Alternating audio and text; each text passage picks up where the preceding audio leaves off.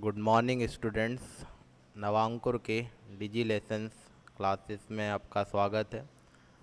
आज हम सदिश बीजगणित के बारे में आगे के टॉपिक पढ़ेंगे।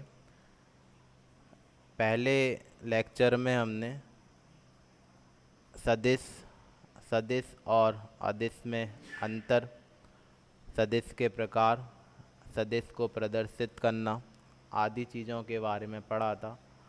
आज हम सदिश राशियों में कुछ नियमों का प्रयोग किया जाता है, उन नियमों के बारे में पढ़ते हैं। जैसा कि हमारा टॉपिक है सदिश बीजगणित, इसमें हम देखते हैं सदिशों का योग। तो सदिश राशियों को जोड़ने के लिए मुख्यतः हम 3 नियमों का उपयोग करते हैं। उसमें पहला नियम है त्रिभुज नियम, दूसरा नियम है समांतर चतुर्भुज नियम और तीसरा नियम है बहुभुज नियम।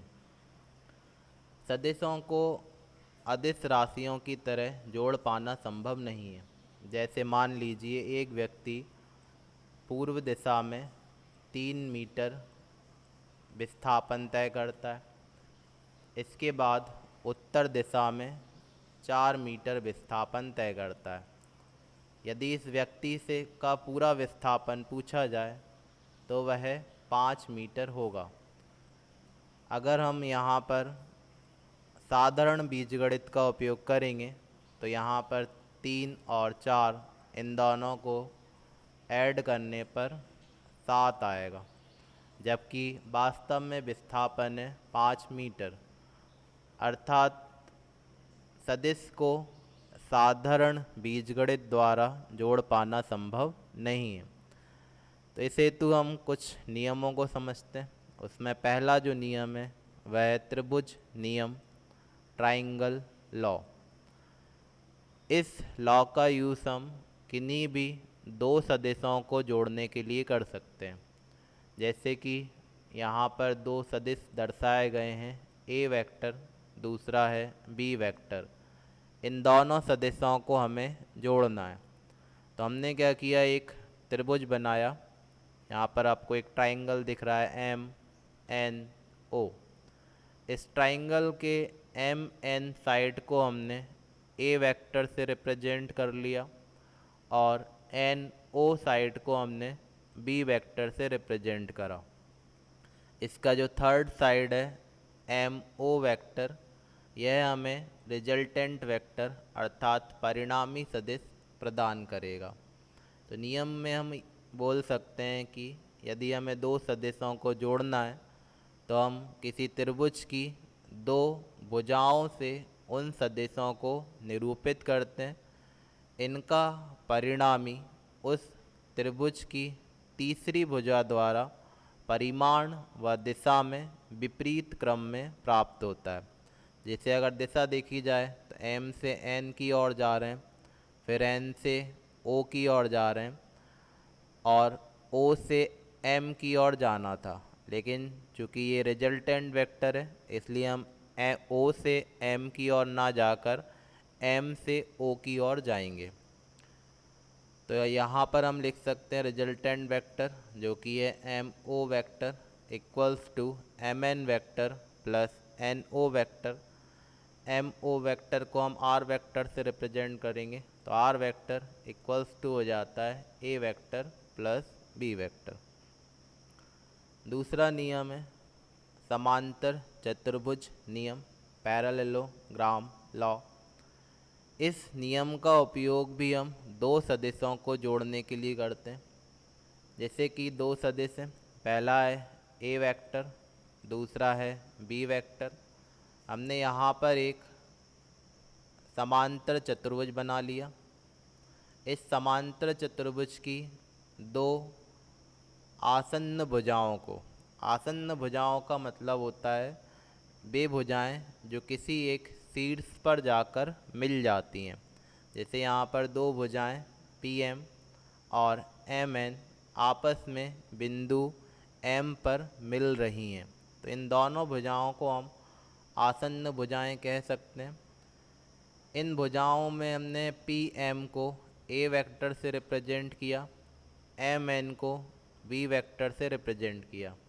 इनका जो डायगोनल है, विकर्ण है, इसको हमने आर वेक्टर से रिप्रेजेंट कर लिया। तो समांतर चतुर्भुज के नियम में ये कहा जाता है कि यदि किसी समांतर चतुर्भुज की दो आसन्न भुजाओं को दो सदिशों के द्वारा परिमाण व दिशा में क्रम से निरूपित किया जाए तो इनका परिणामी उस समांतर चतुर्भुज के विकर्ण द्वारा परिमाण व दिशा में विपरीत क्रम में प्राप्त होता है। अर्थात यहाँ पर विकर्ण है एम ओ, तो हम लिख सकते हैं एम ओ वेक्टर बराबर M P vector plus M N vector.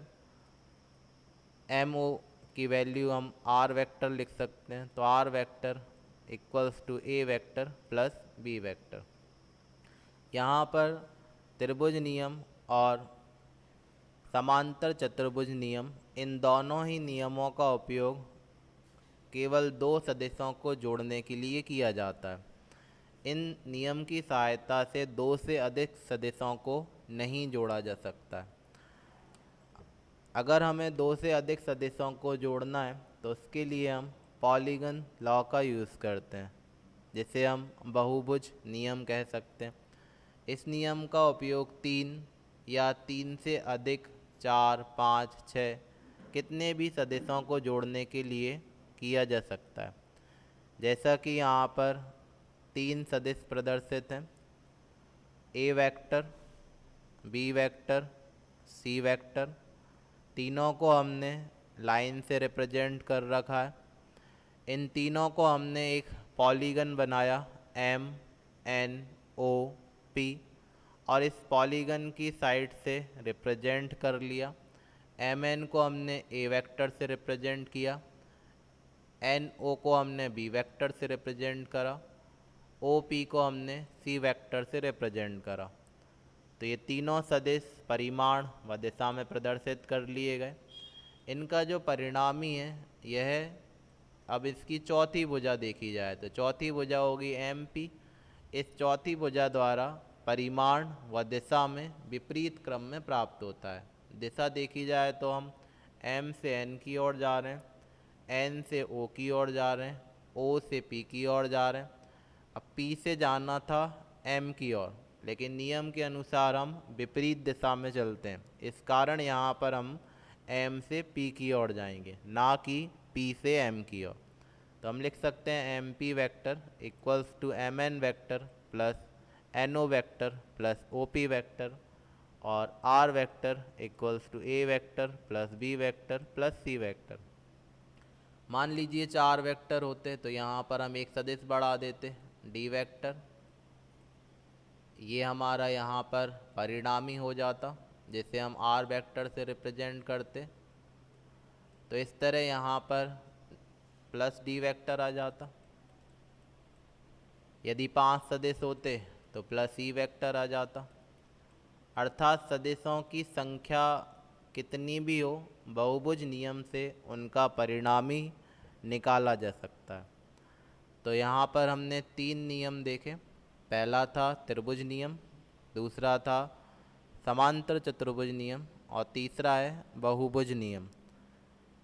समांतर चतुर्भुज नियम और त्रिभुज नियम का उपयोग दो सदिशों को जोड़ने के लिए किया जाता है, जबकि बहुभुज नियम का उपयोग तीन या तीन से अधिक सदिशों को जोड़ने में किया जाता है। इसके बाद है प्रॉपर्टीज ऑफ वेक्टर एडिशन, सदिश योग के गुण।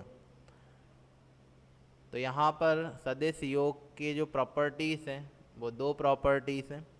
पहली है कम्यूटेटिव लॉ, क्रम विनिमय नियम, और दूसरा है एसोसिएटिव लॉ, साहचर्य नियम।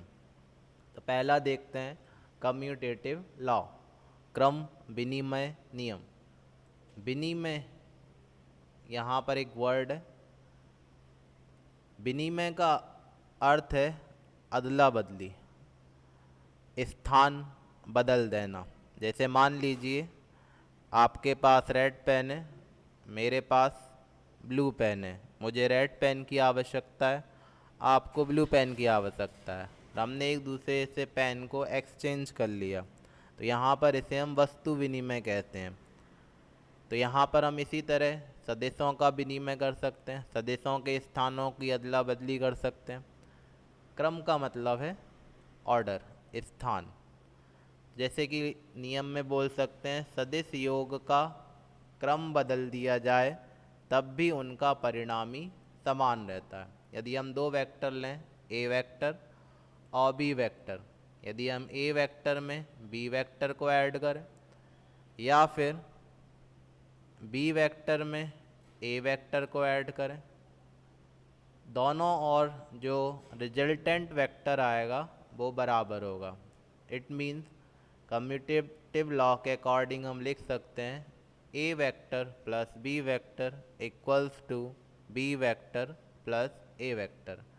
यहाँ पर सदिशों के योग के क्रम को हमने चेंज कर दिया। इसे हम डेरिवेट कर सकते हैं। तो इसके लिए हम एक समांतर चतुर्भुज लेते हैं पी क्यू आर एस। इस समांतर चतुर्भुज के पी क्यू भुजा को हमने बी वेक्टर से रिप्रेजेंट किया, तो एस आर भुजा भी बी वेक्टर होगी, क्योंकि समांतर चतुर्भुज में जो सम्मुख भुजाएं होती हैं वह आपस में बराबर होती हैं। इसी तरह पी एस वेक्टर को हमने ए वेक्टर से रिप्रेजेंट किया, तो क्यू आर वेक्टर भी ए वेक्टर के बराबर होगा। और जो डायगोनल है पी आर वेक्टर, इसे हमने स्मॉल आर वेक्टर से रिप्रेजेंट कर लिया। तो यहाँ पर हम सबसे पहले लेते हैं ट्राइंगल पी क्यू आर और इसमें ट्राइंगल लॉ लगाते हैं। जैसा कि हमने ट्राइंगल लॉ में पढ़ा था कि जो त्रिभुज है उसकी जो तीसरी भुजा है, ये तीसरी भुजा से ही हमें परिणामी प्राप्त होता है। तो यहाँ पर ट्राइंगल लॉ अगर लगाएं तो पी आर वेक्टर बराबर होगा P Q vector plus Q R vector. Diagram के अकॉर्डिंग वैल्यू सब्स्टिट्यूट करते हैं, तो पी आर वेक्टर की वैल्यू है R vector, P Q vector की वैल्यू है बी वेक्टर और क्यू आर वेक्टर की वैल्यू है ए वेक्टर। तो हम इसको लिख सकते हैं R vector equals to B vector plus A vector, और हम इसको इक्वेशन 1 से डिनोट कर लेते हैं। अब इसी में हमें एक दूसरा ट्राइंगल दिख रहा है पी एस आर, तो इस ट्राइंगल पी एस आर को लेते हैं और इसमें भी हम ट्राइंगल लॉ अप्लाई करते हैं। तो ट्राइंगल लॉ के according P R vector equals to होगा P S vector plus S R vector. Diagram से वैल्यू सब्स्टिट्यूट करते हैं, तो पी आर वेक्टर के प्लेस पर आ गया R vector, P S vector के प्लेस पर ए वेक्टर और एस आर वेक्टर के प्लेस पर बी वेक्टर, और इसको हमने इक्वेशन 2 से डिनोट कर लिया। इक्वेशन 1 और इक्वेशन 2 को अगर देखा जाए तो दोनों का एक पक्ष जो है वो बराबर है। इसका मतलब ये हुआ कि इनका जो दूसरा भाग है वह भी बराबर होगा। It means equation 1 equals to equation 2 और A vector plus B vector equals to B vector plus A vector. This is commutative law. तो इस तरह जो सदिश योग है वह कम्यूटेटिव लॉ के बारे में बताता है। दूसरा जो नियम है वह है एसोसिएटिव लॉ, साहचर्य नियम। साहचर्य नियम 3 या 3 से अधिक सदिशों पर लागू होता है, जबकि कम्यूटेटिव लॉ 2 सदिशों के योग पर लागू होता है। तो 3 या 3 से अधिक सदिशों पर अवयवी सदिश बनाने की विधि का कोई प्रभाव नहीं पड़ता है। अवयवी सदिश को अगर देखा जाए, जैसे यहाँ पर 3 सदिश लिखे हुए हैं A vector plus B vector plus C vector, दूसरे साइड में भी 3 सदिश लिखे हुए हैं A vector plus B vector plus C vector, लेकिन यहाँ पर ए वेक्टर और बी वेक्टर को हमने ब्रैकेट में क्लोज कर रखा है, जबकि दूसरे साइड में बी वेक्टर और सी वेक्टर को ब्रैकेट में क्लोज कर रखा है। तो इस ब्रैकेट का मतलब ही अवयवी सदिश है, अर्थात पहले इसको सॉल्व किया जाएगा, इसका जो रिजल्टेंट आएगा उसे सी वेक्टर में ऐड करेंगे। यहाँ पर हम बी वेक्टर और सी वेक्टर को पहले सॉल्व करेंगे, इसका जो रिजल्टेंट आएगा उसको ए वेक्टर में ऐड कर देंगे। तो इसको हम डेरिवेट कर सकते हैं। तो यहाँ पर हमें एक पॉलीगन दिख रहा है पी क्यू आर एस। इस पॉलीगन के पी क्यू साइड को हमने ए वेक्टर से रिप्रेजेंट करा, क्यू आर को बी वेक्टर से और आर एस को सी वेक्टर से। यहाँ पर पी को हम आर से मैच कर देते हैं और इसको हमने एस वेक्टर से रिप्रेजेंट कर लिया। इसी तरह क्यू को एस से मैच करते हैं और इसको हमने वाई वेक्टर से रिप्रेजेंट कर लिया। यहाँ पर जो रिजल्टेंट वेक्टर है पी एस वेक्टर, इसको हम आर वेक्टर से रिप्रेजेंट कर लेते हैं। तो सबसे पहले हम इसमें ट्राइंगल लेते हैं पी क्यू आर और इस ट्राइंगल में हम ट्राइंगल लॉ अप्लाई करते हैं। तो अगर देखा जाए तो यहाँ पर रिजल्टेंट वेक्टर है एक्स वेक्टर, तो एक्स वेक्टर इक्वल्स टू लिख सकते हैं A vector plus B vector. इसके बाद दूसरा ट्राइंगल लेते हैं P R S. Triangle P R S में ट्राइंगल लॉ अप्लाई करें तो रिजल्टेंट वेक्टर है आर वेक्टर इक्वल्स टू लिख सकते हैं x vector plus C vector. X vector की वैल्यू हम पहले बना चुके हैं A vector plus B vector. यदि हमें यहाँ पर ए वेक्टर और बी वेक्टर की न्यूमेरिकल वैल्यू दी होती तो हम इसको पहले ही सॉल्व कर चुके होते, अर्थात ये पहले से हल किया जा चुका है। इस कारण हमने इसको ब्रैकेट में लिख दिया, प्लस सी वेक्टर को वैसा का वैसा ही लिख दिया। इसको हमने ले लिया इक्वेशन 1। इसके बाद हम ट्राइंगल लेते हैं क्यू आर एस। इस ट्राइंगल में ट्राइंगल लॉ लगाते हैं तो रिजल्टेंट है वाई वेक्टर इक्वल्स टू लिख सकते हैं B vector plus C vector. दूसरा ट्राइंगल लेते हैं पी क्यू एस। इस ट्राइंगल में भी ट्राइंगल लॉ लगाते हैं तो इसमें रिजल्टेंट है आर वेक्टर इक्वल्स टू लिखा जा सकता है A vector plus Y vector. Y vector की वैल्यू हम बना चुके हैं, वाई वेक्टर की वैल्यू है B vector plus C vector. Y के प्लेस पर इसे लिख दिया जाता है। अगर हम न्यूमेरिक वैल्यू लिखते तो इसको पहले ही सॉल्व कर चुके होते, इस कारण हमने इसको ब्रैकेट में लिखा। इसको हमने ले लिया इक्वेशन 2। इक्वेशन 1 और इक्वेशन 2 दोनों का लेफ्ट हैंड साइड इक्वल है, इसका मतलब ये हुआ कि इनका राइट हैंड साइड भी इक्वल होगा। Means equation 1 equals to equation 2। तो हम लिख सकते हैं A vector plus B vector plus C vector equals to A vector plus B vector plus C vector. यही है एसोसिएटिव लॉ। तो इस तरह हमने आज की क्लास में सदिश को जोड़ने के 3 नियम पढ़े। त्रिभुज नियम, समांतर चतुर्भुज नियम, बहुभुज नियम।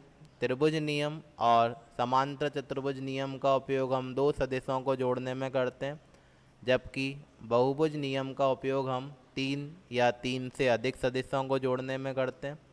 इसके अलावा हमने सदिश योग के 2 गुण या विशेषताएं पढ़ी, जिनमें पहला था क्रम विनिमय नियम, जिसमें हम सदिशों के योग के क्रम को बदल देते हैं तब भी उनके परिणामी पर कोई प्रभाव नहीं पड़ता है। और दूसरा है साहचर्य नियम, यदि हम 3 या 3 से अधिक सदिशों के योग में अवयवी सदिश बना देते हैं तब भी उनके जोड़ने की विधि पर या परिणामी पर कोई प्रभाव नहीं पड़ता है। धन्यवाद।